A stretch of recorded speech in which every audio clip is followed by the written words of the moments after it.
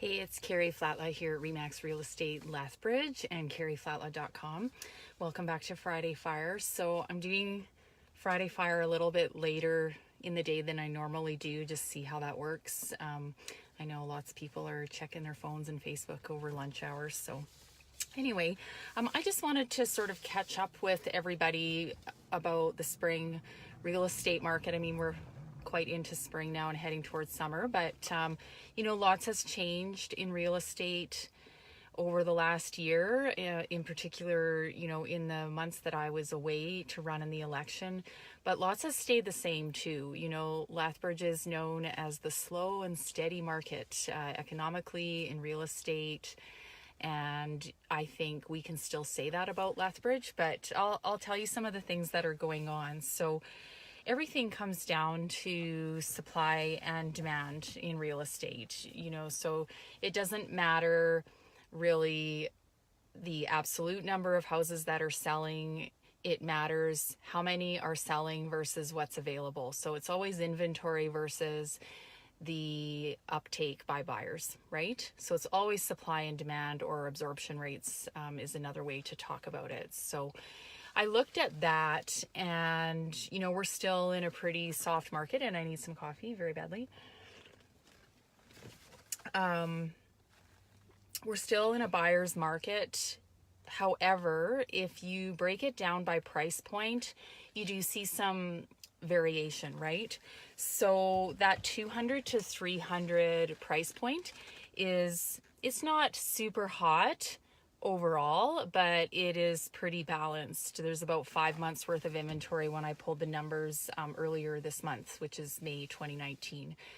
So that's not bad for so if you have a house that's say in the high 200s in a great location and it shows really, really well and has pride of ownership, that's a great property, very sellable property. If you have a house that's say 400 to 500, that is still a tough price point. And in fact, when I checked the numbers for City of Lethbridge, there was over 10 months worth of inventory. So that means if you lined up all the homeowners that have their house on the market, it would take 10 months for all of those homes to sell, all things being equal. Okay, so and then if you get into 500 to 600, it's like 2 years of inventory. Okay, so it's more important than ever to be strategic when you're listing your house for sale. You cannot just throw it on the MLS with a hope and a prayer and a guess at the right asking price and hope that a buyer comes along, because they got so much to choose from.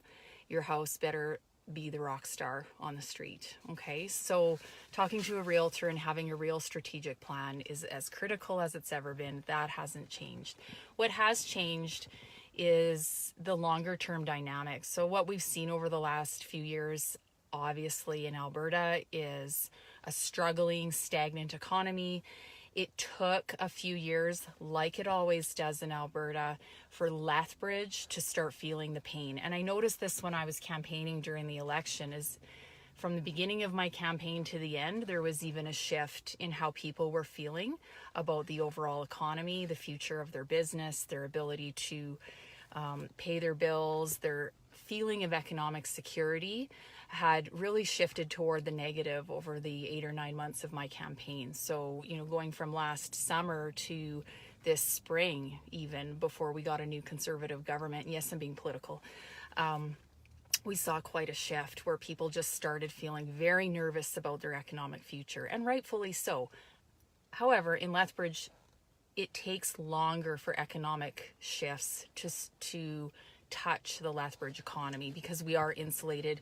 We are a very high public sector city. Public sector, as you know, can be quite insulated from macroeconomic changes. So now that we have a conservative government, I think that investors and people in general across the country are feeling a bit more confident in the Alberta economy. That's a good thing. In terms of real estate, though, I think what we're seeing is a bit of a return. The real estate market in Lethbridge is going to take some time to recover, because from 2017 to 18, we actually saw a dramatic drop in sales in the city. I'm not talking board numbers, I'm talking city of Lethbridge. Number of sales dropped by 6% in 1 year. And the year prior, I think they had already started dropping, and we hadn't seen a reverse in sales numbers. So, now we're seeing an uptick in sales numbers and average sale price over last year. So if you look at January to April year to date versus 2018, January to April, we're seeing like nice positive swing. I think that's just recovery. I don't know if that means the market's going to go hot. Again, back to supply and demand, single family permits year to date, January to April, are down by 35%.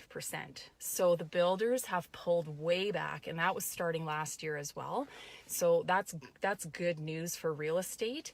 It's good news for homeowners because the inventory is going to start to correct, right? So there's less supply, and if we can get that supply to start to correct, it's going to take time, but that's going to help home prices. So there's lots of things at play here, and we're just going to have to see how it plays out over the next little while with the new government, with hopefully the supply taking some time to correct. And then we also have potential changes in the mortgage market.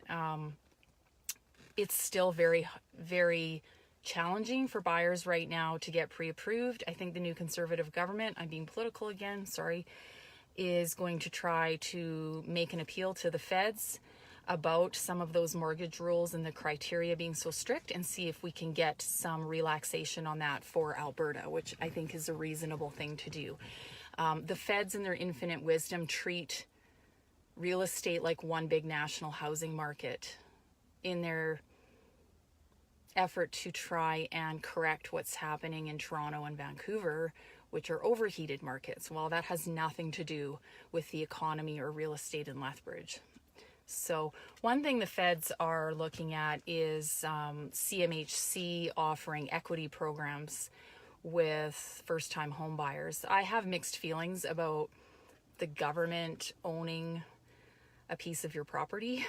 Philosophically, I have mixed feelings about that. However, it could make it easier for first-time home buyers to get into the market by lowering their monthly payment. So you got to think about that, if you want the government to have a % of your home, that kind of thing. You got to decide if you're comfortable with that, but watch for that and see if that rolls out and what that looks like. I'm not a mortgage broker, so talk to a mortgage broker. That brings me to another thing about mortgages.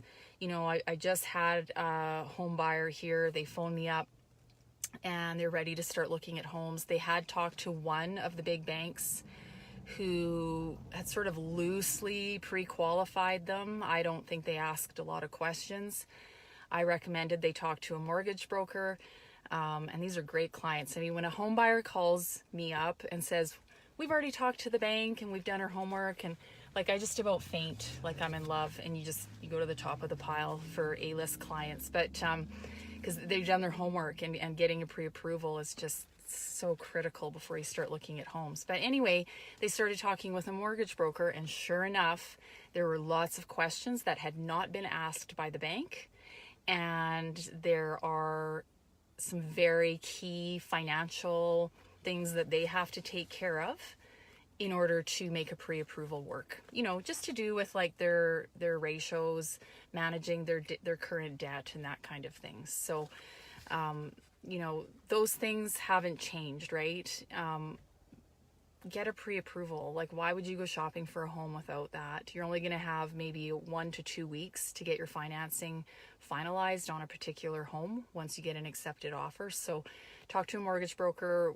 I know lots of great mortgage brokers, and we can hook you up that way so that you can go into a negotiation with confidence. That being said, I checked with our owners at RE/MAX, and we're seeing a collapse rate of about 12%. Now, some of that could be due to other things like home inspections, but usually it's financing. So it has gone down a little bit. I think the last year or two, it was more like 15%, but it also could be buyers are holding back too a little bit because they've gotten beaten up by the mortgage market over the last couple of years. So at the end of the day, talk to a mortgage broker. before you start shopping for a home. And if you're going to put your home on the market, it is a buyer's market almost across the board in the city of Lethbridge, depending on price point, of course, depending on the condition of the home, and depending on how we position the home in the market, and looking for a timely sale at the highest dollar that the market will bear. So those are all the things that are going on. I've been back in the saddle now at my office at RE/MAX for a few weeks, and it feels really good to be talking with clients again. And, you know, I just wanted to also express my gratitude for so many of my past clients who have kind of stayed on the books, so to speak, and stayed in touch with me, and have remained loyal through my journey into politics. And it feels good to be back. So we'll see you next Friday for Friday Fire. And of course, if you have any questions about the real estate market, you know where to find me, carrieflatlow.com or 3827-335. Have a great weekend. Bye-bye.